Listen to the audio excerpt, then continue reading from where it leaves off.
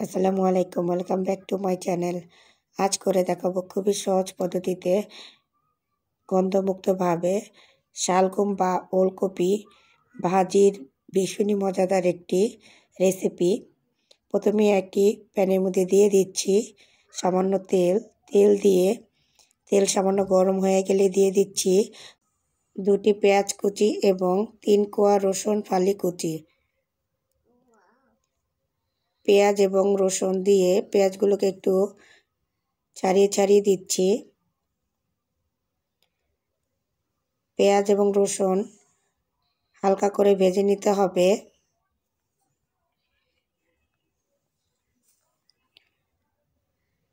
পেঁয়াজ এবং রসুনটা যখন হালকা ভাজা হয়ে যাবে তখন এর মধ্যে দিয়ে দিব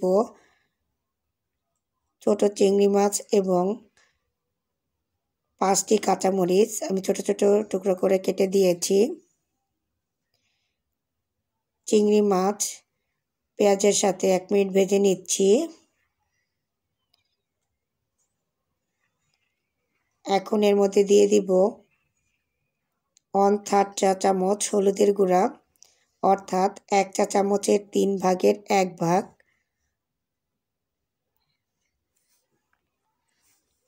নেড়ে দিচ্ছি।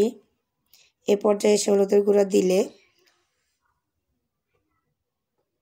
চিংড়ি মাছের কালারটি অনেক বেশি সুন্দর হবে।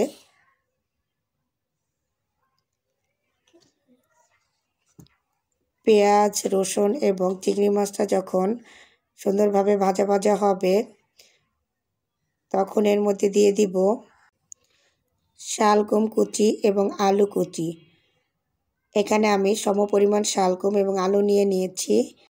এখানে আলু এবং শালগম মিলে আধা কেজির মতো হবে এবং একটি বড় সাইজের শালগম এবং একটি আলু এখানে নিয়েছি। নেড়ে দিচ্ছি। এখন এর মধ্যে দিয়ে দিব লবণ। আমি এখানে লবণ দিচ্ছি 1/2 চা চামচ।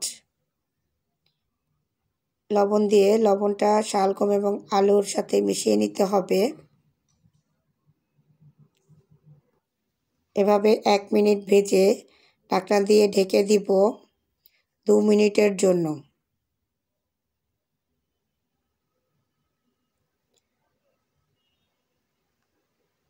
দু মিনিট হয়ে গিয়েছে, ঢাকনাটি তুলে নিচ্ছি। শালগম একটু সিদ্ধ হতে সময় লাগে।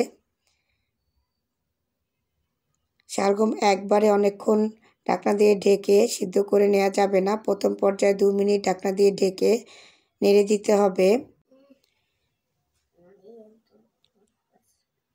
সুন্দরভাবে নেড়ে দিয়ে আমি আবারও ঢাকনা দিয়ে ঢেকে দিব 5 মিনিটের জন্য। অবশ্যই চুলার আঁচ মিডিয়ামে করে দিতে হবে, তা না হলে লেগে যাবে। ঢাকনা দিয়ে দিয়েছি। 5 মিনিট হয়ে গিয়েছে। ঢাকনাটি এখন তুলে নিচ্ছি।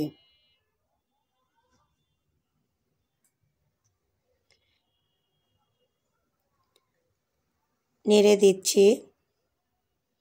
অবশ্যই চেক করে দেখতে হবে সিদ্ধ হয়েছে কিনা। আমার আলু এবং শালগমটা খুব সুন্দরভাবে সিদ্ধ হয়েছে।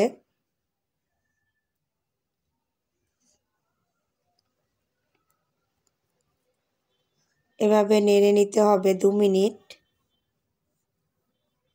এবং সাথে দিয়ে দিতে হবে ধনিয়া পাতা। আমি এখানে ধনিয়া পাতা দিয়ে দিয়েছি।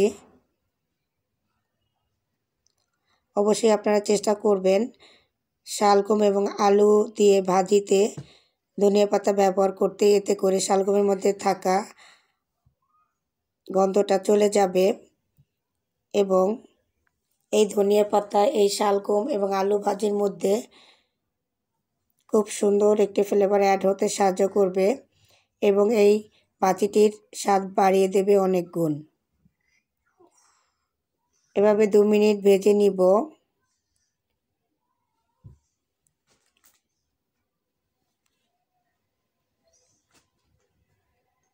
দু মিনিট ভেজে যখন তেলটা আলু এবং শালগমের গায়ে লেগে লেগে থাকবে, অর্থাৎ দেখা যাবে, তখন বুঝতে হবে ভাজিটি হয়ে গিয়েছে। আমার আলু এবং শালগম ভাজিতে তেলটা দেখা যাচ্ছে, অর্থাৎ ভাজিটি হয়ে গিয়েছে। আমি চুলাটি বন্ধ করে দিয়েছি।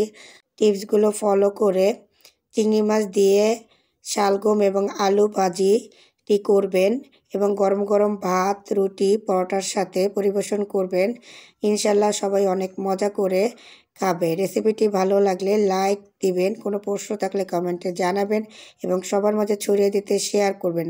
আমার চ্যানেলে থাকা আরও নতুন নতুন এবং আনকমন রেসিপি পেতে মাদিমাই মম ক্রিয়েশন চ্যানেলটি সাবস্ক্রাইব করবেন। সবাইকে আমার সাথে থাকার জন্য অসংখ্য ধন্যবাদ জানাচ্ছি।